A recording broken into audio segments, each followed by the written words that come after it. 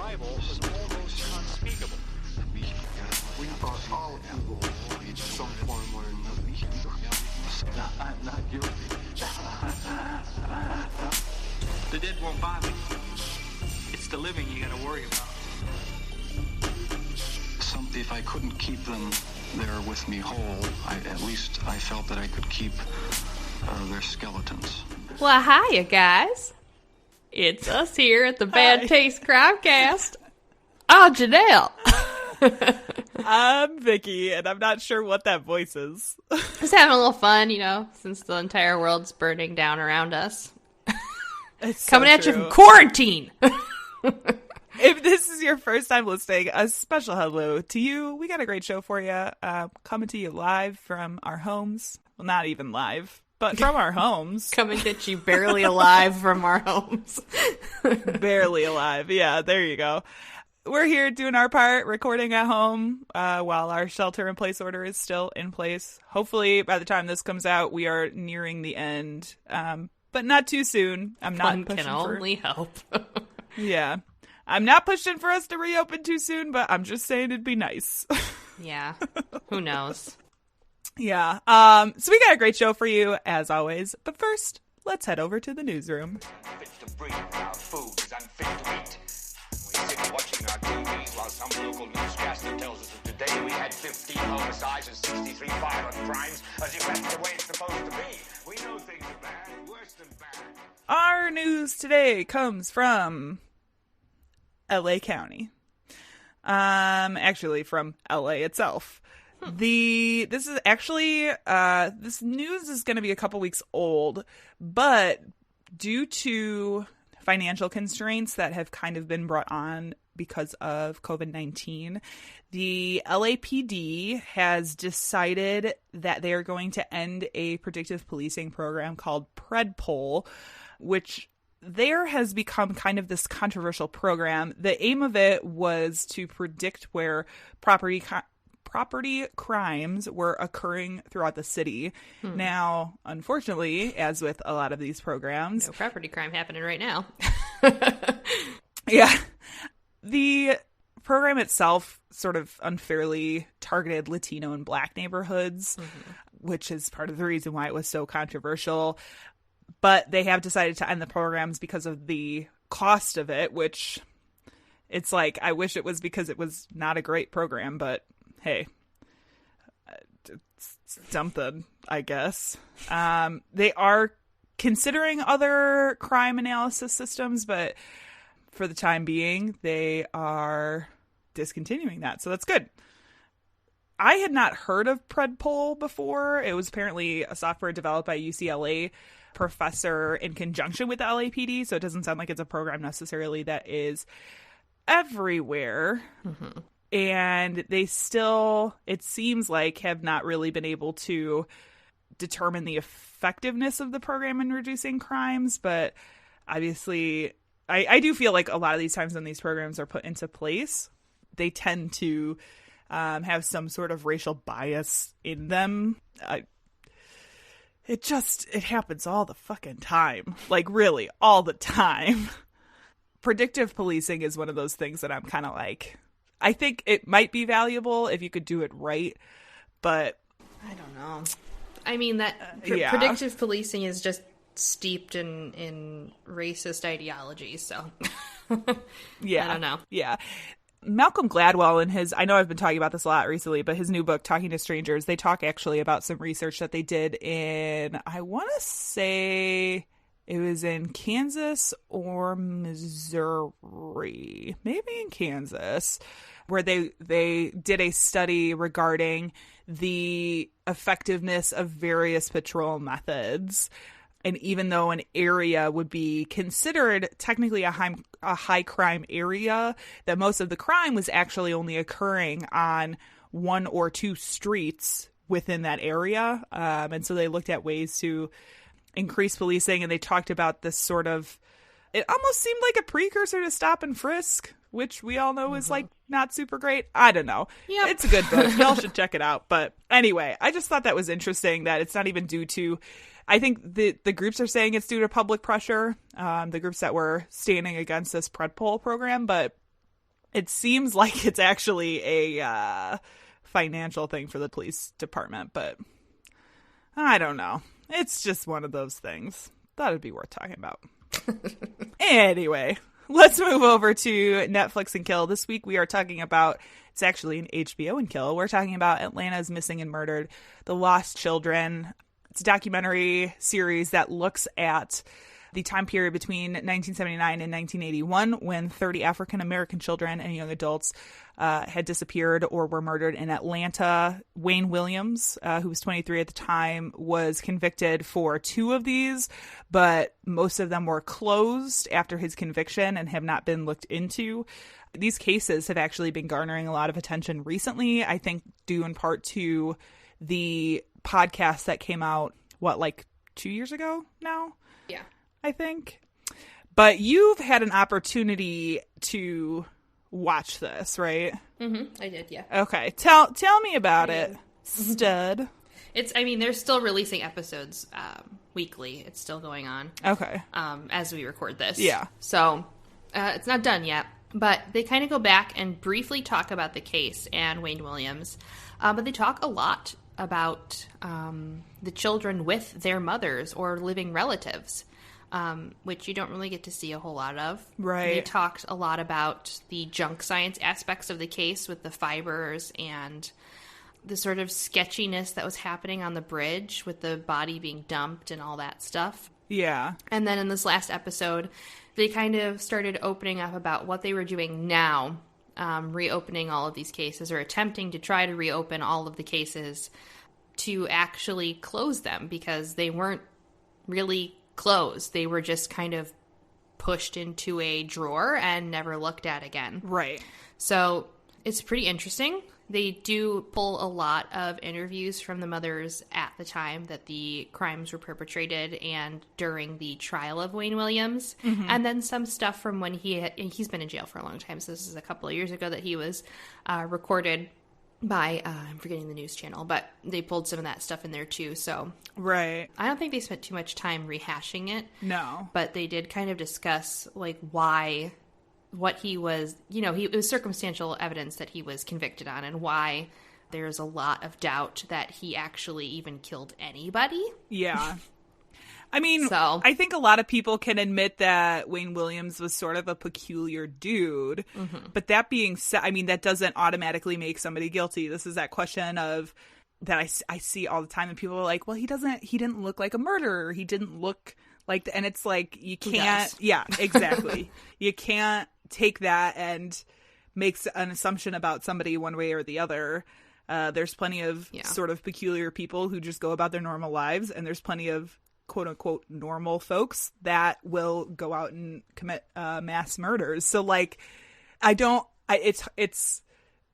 think the character flaws are something that held more weight back in the day as far as an investigation goes. But this is one that I am very interested in getting to. I'm glad that you were able to watch some of it. Okay. This is that part of the show where you say content may not be appropriate for all listeners. So, Janelle, do you want to tell us what we're talking about today? Yeah. Do it. I hope you're ready. I'm ready. Because we're going a little bit south, but not too south. To the East Coast. To Boston. To Boston. To Boston, you chowder head. You chowder head. Oh, my God. Sorry, Boston, in advance. So, yeah. I've actually never really been to Boston. I've been to Massachusetts, but not Boston. I have not been to Boston either. My brothers and my mom went, and I heard horror stories about the traffic, so it doesn't really entice me. Yeah. I do like that New doesn't England. surprise me. But I'm more of a go to Salem, Massachusetts kind of a gal. Okay. if you catch my drift. Yeah. But my story, I wanted to do this story, and I was trying to think of ways that we could talk about it, and I was like, oh, it takes place in Boston, and there's a lot of shit that happens in Boston, so Boston stories. Oh my God, so much shit. It's a pretty notorious crimey area, so yeah. But this story is going to we're going to go in the Wayback Time Machine. And it's going to take place in the 1840s and 1850s. Ooh. So this is before Boston was parking their cars in the yard. Oh, God. Before it was Broy, before it was Broston, as I like to call it. Broston? Broston. No. Yeah. So this is the tale of the Parkman-Webster murder. Dun, dun, dun! This took place, specifically, starting in 1849 during the largest cholera outbreak in Boston to this day. It captivated the city, so much so that the news of hundreds of people dying a day was like nothing. Oh, sort of like now? Oh, maybe. Huh. There's so many parallels between the cases I've been covering and the current times. There really It's is. Scary. Now, this particular tale is going to take place in the collegiate halls of the Harvard campus. And it's going to involve a couple of old-timey dandies. Oh, fancy. Let me introduce our players for you. Are you ready? There's going to be 3 men that I will describe to you. I just kind of love the phrase old-timey dandies. A dandy man. I mean, there's pictures that I put at the bottom of drawings depicting things about this case, and it is dandy-rific. Oh my God, it is. Oh, it so is. So, our first player in this tale is George Parkman. He was a middle-aged man who was one of Boston's elite. He always wore a top hat and was extremely lanky. I'm talking like spidery, gross, leggy lanky. Okay. He really looked like a goddamn cartoon character. Oh my God. He was worth $500,000 in that time, which equals to $10 million now. Oh my gosh. Lots of money. Holy moly, lots of money. He was a doctor, so, you know, he had all the status. Yeah. And he graduated from Harvard and specialized in the study of lunacy. Okay. So he actually spent quite a bit of time in Paris, France, at asylums, studying their techniques for dealing with people who were considered insane. And of course, you know, that comes with all the trappings of old-timey insane asylums. I was going to say, there is a lot of people considered screwing insane into the skulls. for various, not mental illness things. Hysteria. all Hysteria. the things. My favorite one. So that is our first player in this story. Okay. Our second one is John Webster. Now, Webster was a lecturer in the School of Medicine at Harvard. Very intelligent. He was quiet, but in the lecture hall, it was described as him being rather excitable. He was known to involve a lot of chemistry in his lectures, which would be a kind of sort of pyrotechnic show. Lots of fire, lots of smoke, lots of chemical reactions, lots of acid. That'll be key later. Okay. Noted. Unfortunately, however, he had a lot of money issues. Like, he was in debt to every single one of his friends. His salary was extremely meager. He barely earned anything from the lectures. It would not cover his expenses on a day-to-day basis. The funny part is, he had no money, but he had the status of being a Boston elite because of his family. Okay. So, he had the outward appearance of being part of the rich upper class, but he actually was extremely poor and owed every single person he knew money.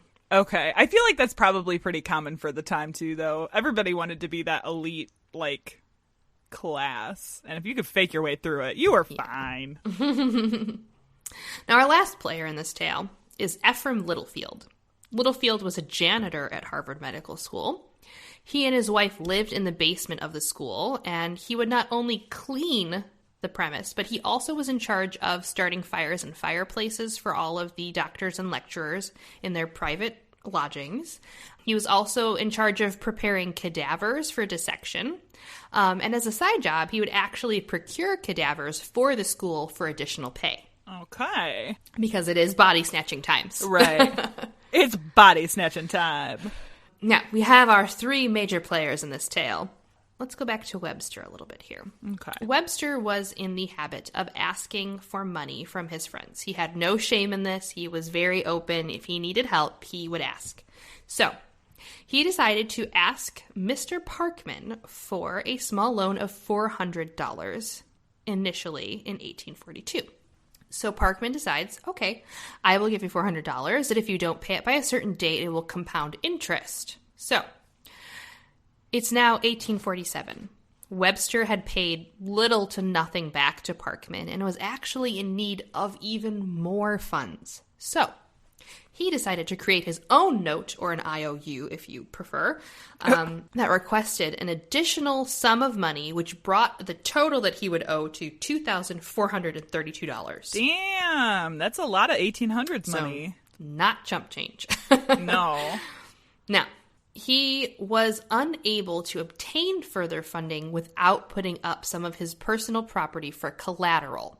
Parkman was a very savvy man. He knew that he was just going to keep giving, him money, and he needed to have something in exchange. So, the collateral that Webster put up was some personal property and some artifacts, but also his prize cabinet full of these exotic minerals. How science-y of him. Very, very expensive and worth their weight in literal gold.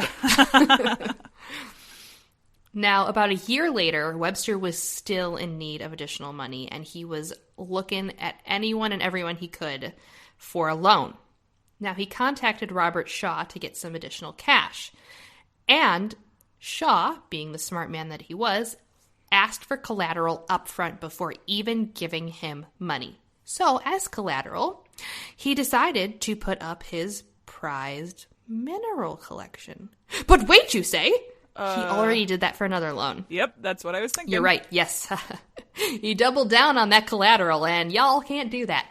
I was going to say. So, it took about 2 years before Parkman found out this piece of information, that his collateral was also collateral towards somebody else's loan. And needless to say, he was fucking pissed. As you would So be. he went to hunt to find Webster to sort everything out. He wanted to know if this was in fact true. Finally, in November, he had gotten word that Webster was at his office, and he decided that he was going to rush over there quickly to see him at his lecture hall in the medical school at Harvard. When he arrived, Webster had actually just left. So he took the money that Webster was to receive from his lectures and left. So the funny thing about the way the school system worked then was lectures weren't necessarily classes. You could attend a lecture for an additional fee, and it could be counted towards a course, or you, as a person of the public, could go to a lecture for a small fee. Okay. So the lecturers weren't necessarily professors in the school. Sometimes they were. Most of the time they weren't. So he was actually obtaining not only a salary for teaching classes, but also an additional salary for lecturing. Okay. So what Parkman stole was his profits from his lectures. Gotcha. Okay. I was wondering why there would just be money laying around. But that sort of makes sense. Yeah, there's a box office. Well, he took it from the box office. He went up there and told the guy at the box office that Webster was signing over the cash to him for a loan. Okay, gotcha. And the guy took his word for it and gave him all the money. So Because 1800s people trusted everybody. oh yeah, you have an elite man saying that another elite man is letting him take his money? Of course. Nothing of it. Now, when Webster returned, he was so pissed off at finding out that all of his money for his lectures were gone. And he knew right away that it was Parkman who took it. So Webster sent word to Parkman for him to meet him at Harvard to discuss the loan issues. Very old school telegram style. Yeah. So Parkman went to Harvard the afternoon of November 23rd to discuss the loan matter. By the afternoon of November 24th, Parkman had not returned to his home, and his family began to get a little bit concernicus. Okay. It wasn't until the following day, on the 25th, when they finally got police involved. They first went to Harvard to talk to Webster, as that was the last appointment that Parkman had made. Now, Webster stated that he talked to Parkman that afternoon, and he gave him $483 towards the loan that he owed him, and then Parkman was on his way. On November 26th, the family of Parkman decided to publicly announce that they were going to have a $3,000 reward brought for finding Parkman alive. They printed 28,000 copies of a wanted notice to post searching for the man. Now, here's the funny part that I read. So they put that up, $3,000 reward for finding him alive. And then later that day, literally the same day, fearing that they would never find him, they also publicly announced that they would give a $1,000 reward if they would be so kind as just to return his body. Oh, okay. Just the body. So, right. 0 to 10, grim factor. Yeah. Oh, my God. Now, the newspapers ran absolutely fucking wild with this story, and they stated everything imaginable under the sun. They said that he ran away from home with all of his money, that he had a mistress. They even said that a band of Irish hoodlums beat him to death for pocket change. So that definitely sounds like very old-timey 1800s news headlines. I can only imagine. Yes. It's very old-time newsy. So the police began actually really fearing for the worst, and they began dragging the river for his body. Posters were given out to neighboring towns to notify them of his disappearance. They started to search outside of Boston, thinking maybe he actually did kind of run away or disappear on his own. Remember Mr. Littlefield, the janitor? Yes. He started to become very suspicious of Webster because Webster was exhibiting some really, really strange kind of reactions. Being the janitor, he noticed some strange occurrences on campus immediately following Parkman's disappearance. The day Parkman disappeared, Littlefield attempted to go into Webster's living quarters to clean, as he does. But the room was locked from the inside, which was very strange. He never locked his door. A few days later, Webster asked Littlefield if he had seen Parkman at all the day he had disappeared. Now, to Webster's dismay, Littlefield answered that he did see him on his way into the lecture building to see Webster. Webster kind of got a little bit freaked out. He's like, oh shit, somebody saw him, and they knew he was coming to see me. Yeah. So he repeated his story about giving Parkman that $483 sum towards his debt. Now, Littlefield was like, okay, that doesn't sound right. Yeah. He thought that he was behaving super strangely, so he decided to do a little bit of investigating on his own. Ooh. Now, this is where it's going to take a really weird turn. Oh my God, I'm excited. Okay. On the 28th, Littlefield observed Webster coming into the building exceptionally early. So early that he didn't even, recognize what was happening at first. Then he observed him leaving. When he came back, he kind of followed him to the door and watched him under the door take 8 trips from his fuel closet to the furnace. So, as I said previously, a lot of the rooms had fireplaces and furnaces of their own. The fuel closet held logs and coal so that the janitor could start fires in those rooms to keep them warm because obviously there's no indoor heating. This is the 1850s. Yeah. So he noticed he was taking 8 trips from the fuel closet to the furnace. Oh my God. The fire was burning so hot in his furnace that it could be felt through several layers of the walls surrounding his office. And it was blazing hot that you couldn't even touch it. That is one hot fire. It's a very, very hot fire. Yeah. When Webster left for the day, Littlefield attempted to let himself in as he usually does, but all of the doors and windows, save one window, were locked. Again, very suspicious. He always left it open because the janitor, supposed to come in there and clean and take care of things and start the fire. Right, yeah. Or put the fire out when he was gone. So he wiggled his way through the window and he saw that all of the kindling in the fuel closet was gone, which was extremely strange because it just had been refilled and it usually takes a couple days for that to go away. Oh my gosh. I already love the gusto on this janitor. Mm-hmm. He is a private eye. Yeah. Now, he also noticed that there were small liquid spots on the floor, which he described, and it was quoted in this article, and I can't even, it looked and tasted like acid. And I was like, motherfucker, you tasted that shit on the floor? I have so many questions. But just going around licking acid. Well, and it's like, I love that it's like the thought to taste what's ever on the floor, but also that he's tasted enough acid in his time to know what acid tastes like. Exactly. So, I mean, that was a little bit strange to hear. So the following day, Littlefield decided to take matters even further into his hands by chiseling his way into Webster's private privy, which is like an indoor-style outhouse kind of a bathroom. Oh my gosh. He brought his wife into the mix and asked her to stand guard as he chiseled through the fucking wall. Aww. It's a family affair. Yeah, he was hacking through layers and layers and layers of bricks, and it took him almost all day. And he decided that he needed to take a break, so they quit at night. And he actually took his wife to a dance that night, which I thought was another interesting piece of information. It's like, we're going to break into someone's bathroom, but also let's take a break so I can take you to a dance. Yeah. What the fuck? 1800s collar-ridden Boston was real fun. I mean, you gotta do something to keep yourself entertained. Right, but also cholera. Why are they having dances? I don't know. Anyway, so the following day he was back at it, chiseling through the wall, and he finally broke through. Now, when he broke through, I mean, it's kind of like a tomb of sorts, right? So it was very drafty in the hole that he created, and he couldn't get his lantern to stay lit. So he climbed through in the fucking dark and felt around, okay? Okay. Let that wash Ballsy. over you for a minute. Ballsy. Heebie to the jeebies, okay? Yeah, I don't like that. Now, he came to a mound of dirt on the floor that was just barely together, and it was covering something.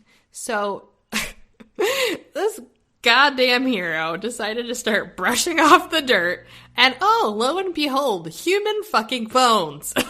Oh boy. Okay, that's not good. Specifically, he found a pelvis and a thigh and part of a lower leg. So immediately, he climbs out of the hole and he goes to the closest professor in the building and he says, I just found something. We need to retrieve the police marshal. So he didn't want to leave the hole and his wife unattended. So the professor went and found the police for him. So the police were brought back. And obviously, they started looking around. While they were looking around, they actually sent other officers to go and retrieve Webster from his home.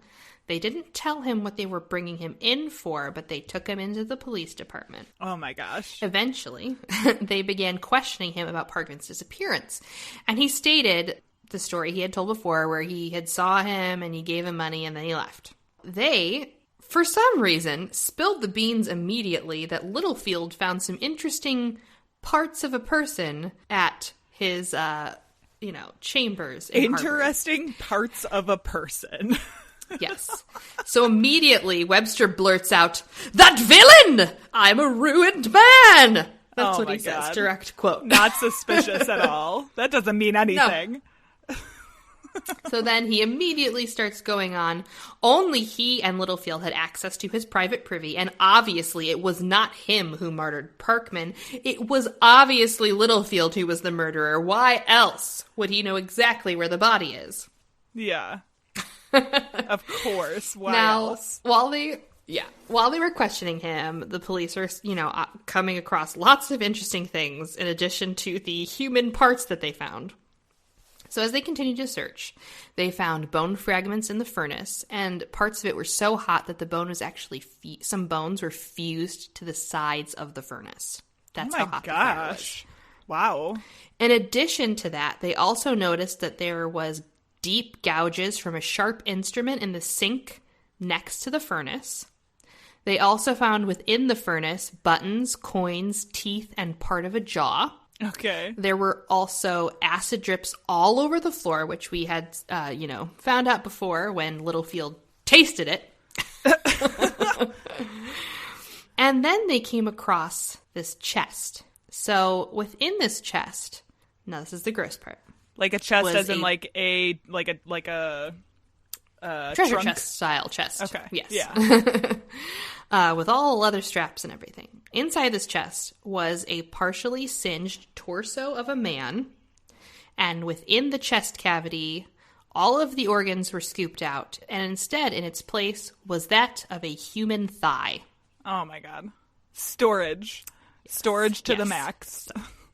Oh my god. They also found some of Webster's clothing soaked in blood, and then also just a loose random kidney. Okay, just a kidney Just a in kidney. this box. It's a kidney I love floating it. around. Oh, Yeah. God. So they unfortunately had to call Mrs. Parkman and her brother to identify the remains. And I can't even imagine having to stare at the partially burnt torso of my maybe perhaps could be husband. Yeah. How would you? So- It's part of me is, I don't want to say surprised that they would have called him, because obviously they have to identify the body somehow, but I even feel just the torso would be hard to identify. Well, here's the interesting part. She actually was able to identify him due to birthmarks that were above his penis and on his lower back. So she's real lucky. Oh, yeah. Because I was like, I don't even know how you would do that if it's just the torso, but that makes sense. Yeah. Now, on December 6th, a funeral was held for Mr. Parkman, and 5,000 people were in attendance. Ow. Yeah. They decided to indict Mr. Webster on January 26th of 1850.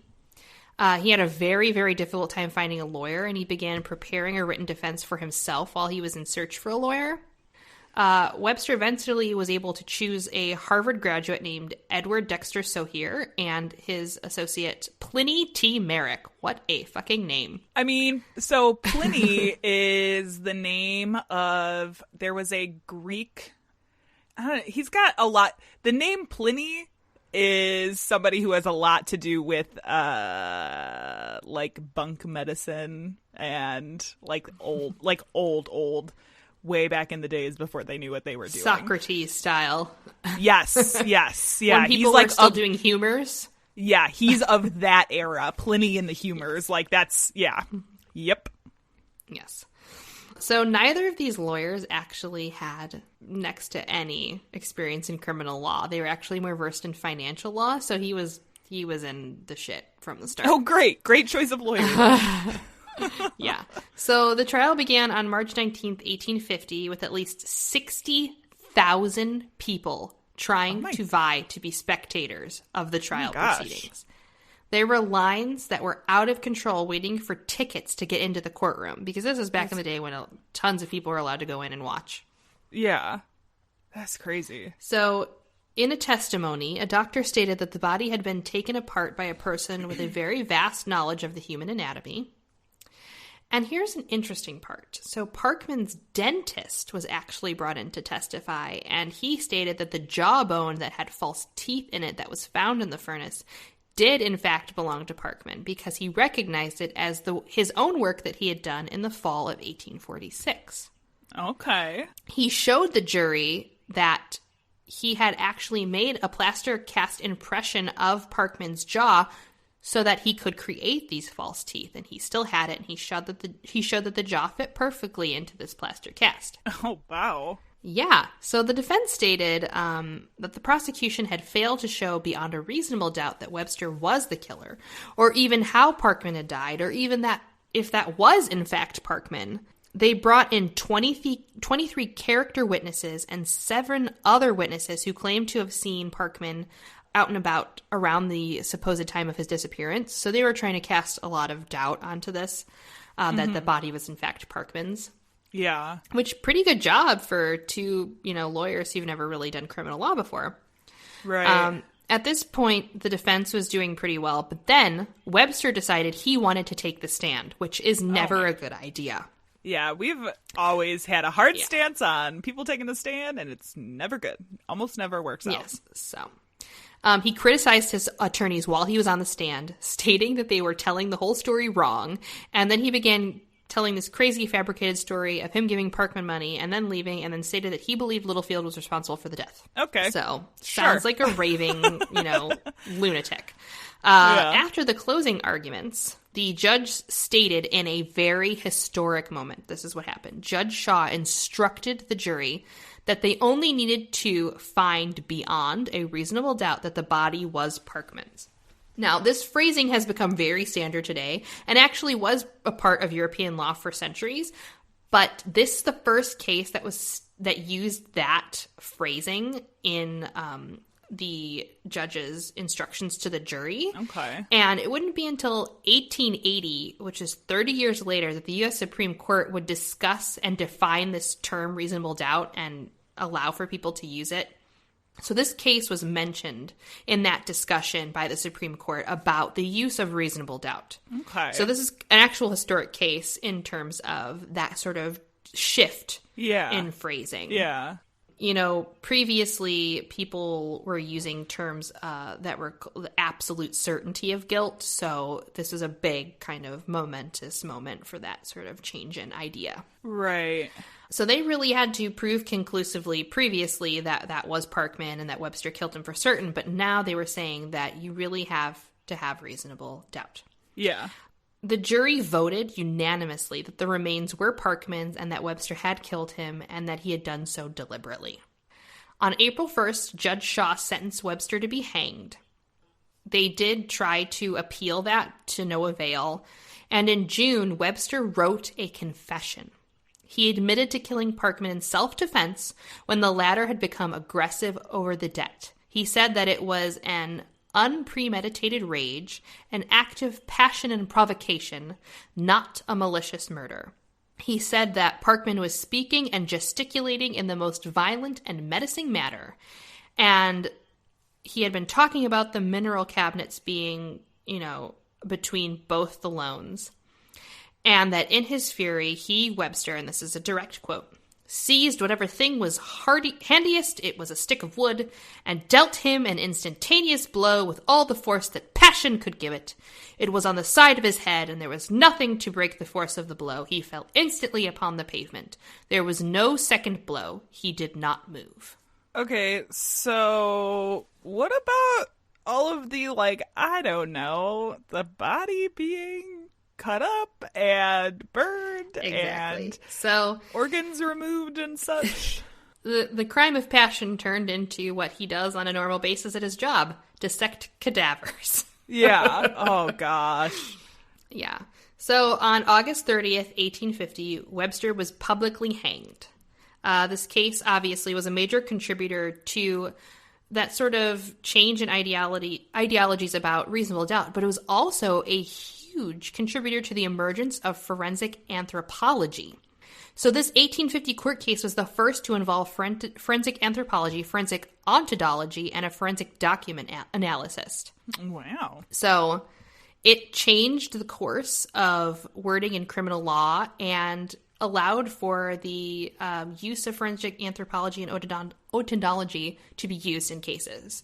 So it's very surprising that they were able to do that, because if you think back in this time period, like dentistry was still kind of emerging. People were still like barber dentists or surgeon dentists at this time. Yeah. So the fact that he had the wherewithal to create plaster casts of somebody's jaw and to create false teeth embedded in somebody's jaw in this manner was pretty, forward thinking. Yeah. But also it opened up for, looking at records and ways to identify people. Huh. So that is the motherfucking Parkman Webster case. And boy, howdy, was it a doozy. I never heard of that, but honestly, it's like one of those cases I feel like everybody should know because of the impact it had on so many aspects of criminal justice and criminal investigation. That's crazy. Exactly. There's some pretty interesting, there was a book actually written in 1910, I believe it was, called Celebrated Criminal Cases of America, where this was cited, and a lot of the drawings and the discussion of anatomy were brought into this book. So if you scroll all the way down, I don't know why it pushed all the pictures, but there is a picture of a restoration of Dr. Parkman's skeleton and then a close-up drawing of his jaw that the plaster cast was taken of. Okay. And then a fun drawing of him looking like a lean and long dandy man. Okay. I was wondering what that was. I see now. Yeah. A lean and long dandy man. Yes, it's very interesting, but I've been wanting to cover this case because it's so weird. Yeah. But also historic as fuck, so.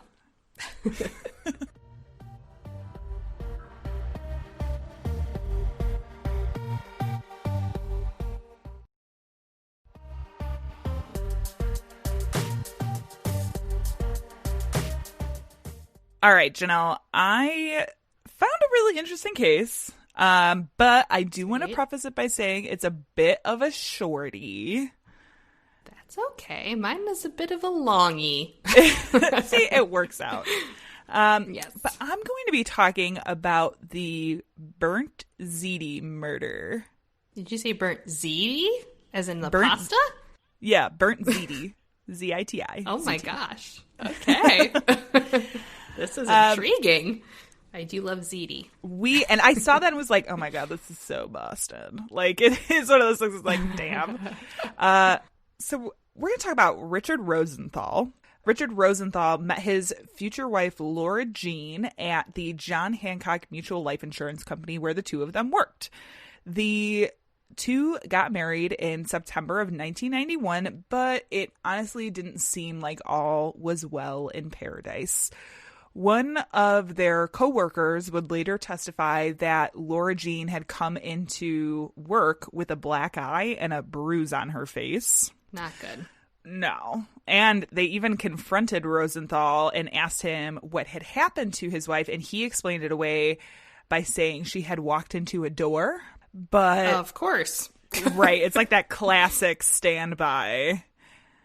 But when he was asked further questions about the injuries, Rosenthal admitted that the two had gotten into an argument and he may have pushed her, resulting in Laura Jean falling and hitting her face. And this is not the only time this happened. The same thing actually happened a few years later where a coworker had noticed Laura Jean coming into work with a black eye, but had tried to cover it with makeup and was like trying to avoid showing her face to her coworkers.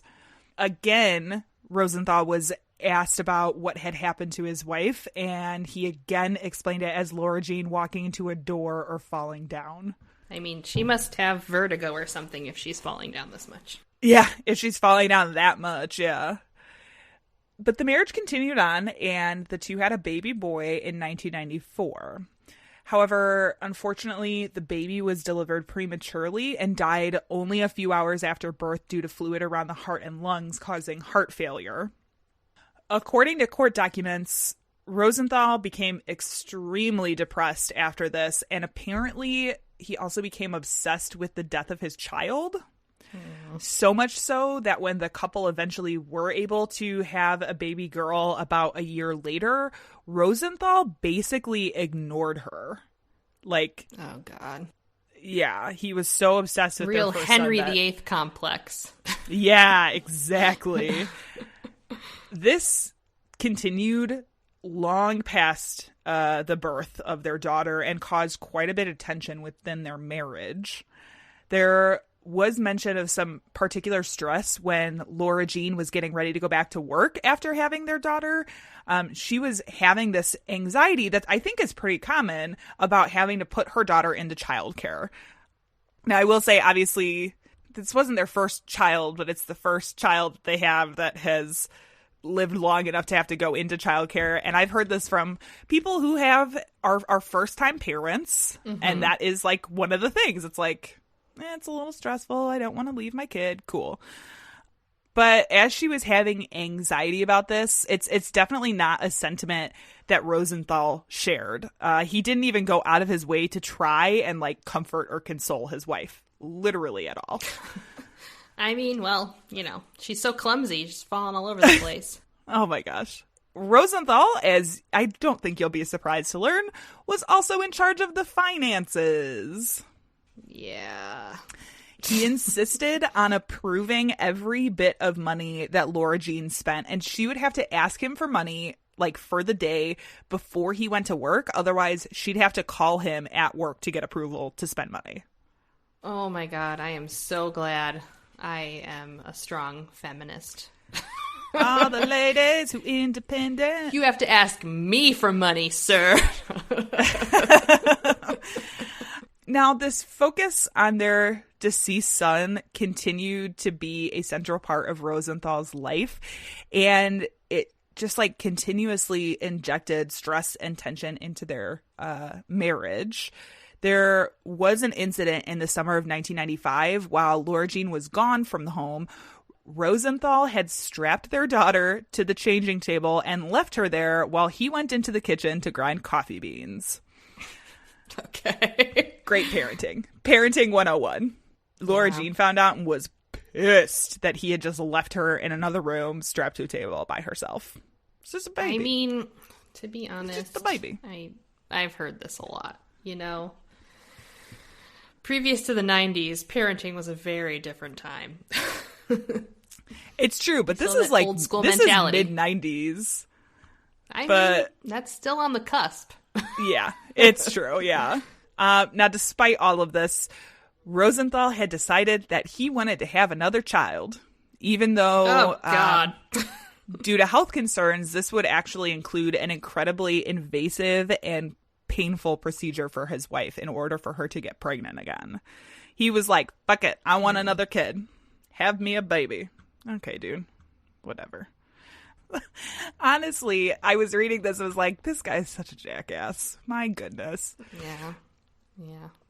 On the evening of August 28th, 1995, while sitting down for dinner, Rosenthal and Laura Jean allegedly got into an argument over an overcooked ziti. These are supposed to be al dente! Oh my gosh. And I mean, it seems like one of these classic, like, if you're in an abusive relationship, the classic idea of like, you burnt my Throwing dinner, I'm gonna beat you. This kind of a is thing. where my flip the table comes out of.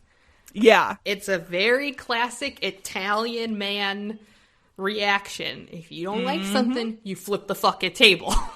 Yeah, exactly. That's when Rosenthal completely lost it, and he beat his wife with a rock, bludgeoning her to death, rupturing come her from? eye and all of the surrounding bones, completely destroying her face beyond recognition. I have no idea where the rock came from.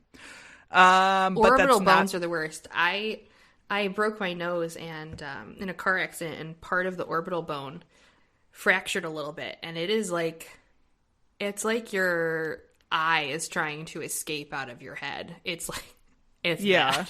bad. So that's not even the worst part. Oh my God. After he completely mutilated her face, he then sliced her torso from navel to throat, removed her organs, and then placed them onto a stake that he put into their backyard. Are you fucking kidding me? I am not. That's beyond domestic abuse. Yes. That is like serial killer psychopath territory. Yeah, the whole organs being removed, put on a stake, I don't want to say it doesn't sound premeditated, but it's definitely more like mutilation just for the sake of doing it. Yeah. And a lot of times, like, I understand in domestic violence that goes to the extreme, like when it turns into murder. A lot of times the person, generally the husband, will do things like cut up a face or remove, female specific body parts. But yeah, the taking out of the organs is like a whole nother spectrum of that, which is why it's like it goes beyond just a domestic violence, and that's just a lot. Yeah. So after this horrible mutilation, Rosenthal then took their 4.5-month-old daughter and took off in the car and just drove around aimlessly. And then, according to AP News, he followed a couple to their home and then tried to engage them in a conversation about gun control in their driveway. Okay, this is like, he has some serious mental issues. It's beyond just the abuse. Yeah. The couple called police, and when they arrived, Rosenthal told them that, yeah, right, good choice. When the police arrived, Rosenthal told them that he was, quote, driving around to cool off. I had an argument. I had a fight. I did a terrible thing. I'm having marital problems, end quote. I don't know if it was as calm as that, but I'm sure there was a lot of wild gesticulations. I imagine so, yeah. Upon further inspection of the car, police actually discovered that there were bloody clothes in the car. And at that point, they advised him of his Miranda rights and arrested him. In a further statements to police, Rosenthal also claimed that he, quote, he believed his wife was an enemy alien vampire part of an invasion and that it was actually self-defense. Wow. Yeah. Wow. I was like, what? It seems like it came out of nowhere. I mean, while he was obviously suffering from, he must have been suffering from like depression, from the death of their first child. It almost sounds like it triggered underlying mental illness to like come to the surface. I don't know if that's how it actually works. I'm not a doctor, but like that's almost like what it seems like is happening. Trauma can uncover things like that, but I mean, the domestic abuse situation, I don't know. Right. All of the things together it's very confusing. Yes. He sounded sick from the start, though, to be perfectly honest. Obviously, a sane person doesn't hit their wife, that much. Yes, yeah. So after talking to Rosenthal, police then went to his Boston residence where they found a trail of blood that led from the Boston house to the woods out in the back. There they found the mutilated remains of a female later identified as Laura Jean. Although, as I mentioned earlier, her remains were so badly mutilated that they couldn't be identified right away. It took like a day or two for them to pull dental records to identify her body. Rosenthal was arraigned for murder in August of 1995 and was given various mental health evaluations. In a report produced by Dr. Hoffnung, something like that, she said, quote, "While appearing generally competent, there were some observations that raised doubt, including no recognition or acknowledgement that his wife was dead or might be dead," end quote. The evaluation made it sound like Rosenthal was generally disconnected, often referring to Laura Jean as an unidentified or unspecified person, because at the point that they were doing this evaluation, they hadn't actually identified Laura Jean via her dental records, and so he just kept referring to her as the unidentified person. Which is a little like, oh. A little fucking demeaning. Yeah. Dr. Hoffnung also testified in court that she had asked what alternatives Rosenthal had to pleading not guilty, to which he had said, quote, "After thinking for a while, self-defense, temporary insanity, or a thyroid storm," end quote. Which I've actually heard about thyroid storms before, so. Is that a real thing? It won't cause you to go insane like that, but it definitely does. It does alter your thinking a little bit, but not like that. It like what is that?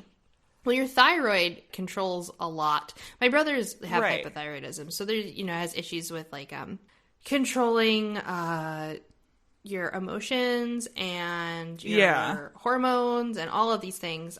It can actually hypothyroidism can actually mimic having ADD and ADHD. Okay. Which is actually really common that kids get misdiagnosed with ADD and ADHD, and it's actually hypothyroidism. So is a thyroid storm another term for hypothyroidism? It's like an extreme reaction. I don't know if it's necessarily just hypothyroidism, because hyperthyroidism, so hypothyroidism is an under, like your thyroid is not producing. Hyper is that it's overproducing. Right. So people who have like gigantism and things like that, they have hyperthyroidism. Okay. Usually people who have hypothyroidism are shorter. They have like gray skin. They're always got really dry skin. Like those are like telltale signs that you can tell if somebody has hypothyroidism. Gotcha. It's actually interesting because my brothers were diagnosed with ADHD, I think it was, or no, it was ADD. And it was actually, they had hypothyroidism. And my one brother had it so bad that he was within like maybe a year or two of having heart failure. Oh my gosh. So if it goes undetected, it can kill you. Yeah. Oh my gosh, that's wild. Yeah, I saw that and was like, I don't actually know what that means, but okay.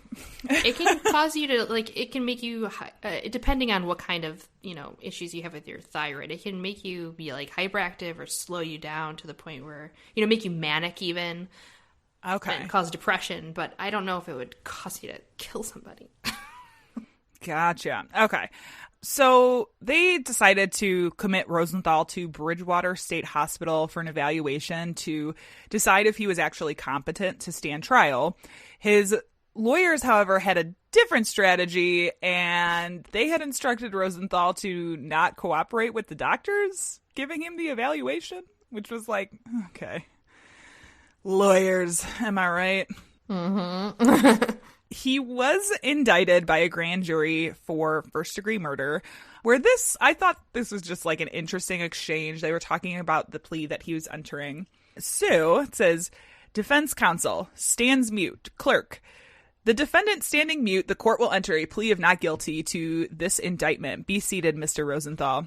Defendant says, excuse me, I did have a statement to make if the court may allow it. Defense counsel, I've advised him not to, but he wants to say something. Wow. Yeah, his defense counsel was like, I told him not to, but here we go. He just wants to speak his mind, girl. Commonwealth. Your Honor, I think he should be inquired of as to guilty or not guilty and no more. Clerk, fine. Would you ask the defendant how he pleads? Commonwealth. No, Your Honor, that's what the court has already done. I would suggest that no further statement be appropriate. Clerk, thank you. Fine. Be seated, Mr. Rosenthal. Mr. Rosenthal, you're represented by counsel, and under the advice of counsel, he does not wish you to speak. So I do not want to hear from you at this time. What say you of this indictment, sir? Are you guilty or not guilty? Defendant, I understand, but at the same time, I would prefer to make a statement, not on this case, but on something else. Clerk, not right now. You'll have time to give a statement in due course. He was just like, I want to speak. Give me my speech. It was just one of those funny little court exchanges that I was like, okay, I gotta put this in. So strange. So Rosenthal went through many, many other evaluations and attempts to plead mentally incompetent or mentally ill. Prosecution psychiatrists said during the trial that there wasn't any evidence that Rosenthal had suffered from memory lapses, and he had a high level of organization, a conclusion that obviously defense experts disagreed with. Ultimately, he did go to trial, and after an 18-hour deliberation over the course of 4 days, Rosenthal was found guilty of first-degree murder. He was immediately sentenced to life in prison without the possibility of parole. And that's it. That's the Rosenthal case. I found that really interesting because you have this sort of history of abuse, and then just the extent to which he had murdered his wife and mutilated her body. Like you said, there's obviously some underlying something there that so that is it's definitely not a thyroid storm, though. Not a thyroid storm. Yes. God. Before you go to your computer and Google thyroid storm, why don't you take a listen to this podcast? Hello, this is Margot D of the Not Fade Away podcast. This is the show that talks about folks from the music world who are no longer with us. We're talking about singers, musicians, songwriters, composers. If they made a mark on the world of music, we will talk about them. Past and future episodes include Jim Morrison, Aaliyah, John Belushi, Kurt Cobain, Tupac, and Jerry Garcia. You can find us wherever you get your podcasts under the name Not Fade Away Podcast, and follow us on all of our social media channels as well under Not Fade Away Podcast. And if you have any comments or suggestions for future episodes, send an email to notfadeawaypodcast@gmail.com. Hope you check us out. Thanks so much. Well, that has been our episode, guys. Thank you so much for joining us. We do have some events to talk about that are not yet canceled as of recording. Fingers crossed they will not be. But that being said, Janelle, you want to tell us what we got going on later in the year? But of course, we will still be at the Elgin Fringe Festival, September 4th through the 13th? Yay! The 13th! The 13th. We don't know the exact date yet. We'll find that out later, and we'll keep you posted. But the Elgin Fringe Festival is a magnificent concoction of all things strange and wonderful. There will be illusionists, there will be comedians, there will be podcasts, there will be all kinds of interesting things happening. Wait, even a there's going to be burlesque illusionists show. there? Yeah. I want to see some illusions. Yeah, there was an amazing illusionist there last year. So I'm going to have to go to that. you can get like a pass to go to all of the things. You'll have to purchase a button. Everyone who goes has to purchase a button. But you can find all that information out at elginfringefestival.com. And we'll keep you posted on when we will be performing our live show. But come out and see us. Yeah, please do. And like we've said, we're going to try and keep track of and let you guys know if anything changes with any of these events on our social media. So keep an eye out there for any changes in dates or cancellations or anything. We're really hoping not, because we would love to get back out and start doing stuff. But obviously for safety reasons, we can't do that. We understand. So I'm really hoping it's going to, by the end of the year, we'll be done with this. But who knows? Yeah. I don't know. I mean, the Spanish flu lasted 3 years, so True, yeah. In the meantime, any information you need to know about us, you can find at badtastecrimecast.com, including a place to buy some merch. There's a little merch store button. Getting merchy with it. Getting merchy with it. Yeah. We're also not taking advantage by selling masks because we don't feel like we need to do that. Hey. Yeah, no. I don't think you need a Bad Taste Crimecast mask right now, guys. I just want you to survive. No. Yes. I don't care about making money off of that. No, I do not. Yeah. Obviously, we know this is a tough time for a lot of people, but you can also find the donate page at the badtastecrimecast.com/donate. It'll take you to our Patreon. Don't give anything if you can't. We're not asking you to. But if you feel so inclined, it's there. If you want some extra content because you've watched everything conceivable on Netflix and listened to every episode we've ever provided for you, there's some additional content there. And you've gotten through all 85 episodes? Is this 85? You can also head on over to our YouTube because we got some stuff up there now. We're YouTubers now. Yes, so we've started releasing all of our episodes on YouTube. We've also done a couple of BTC corn streams, as we are calling them. You can watch all of those.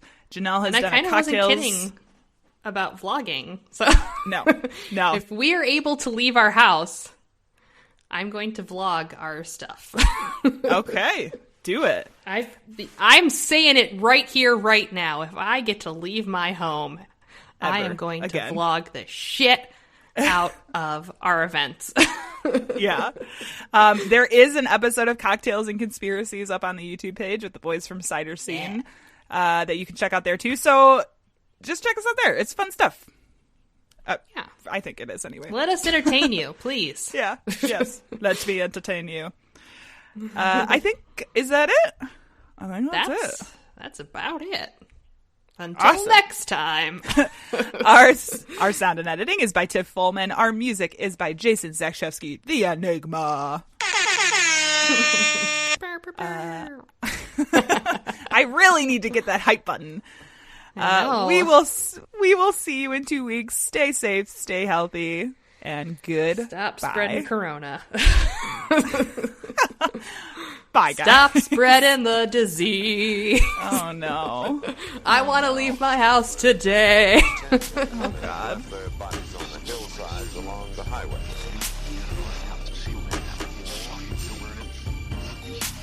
It was as if a wave of evil washed over this town. We are all evil in some form or another.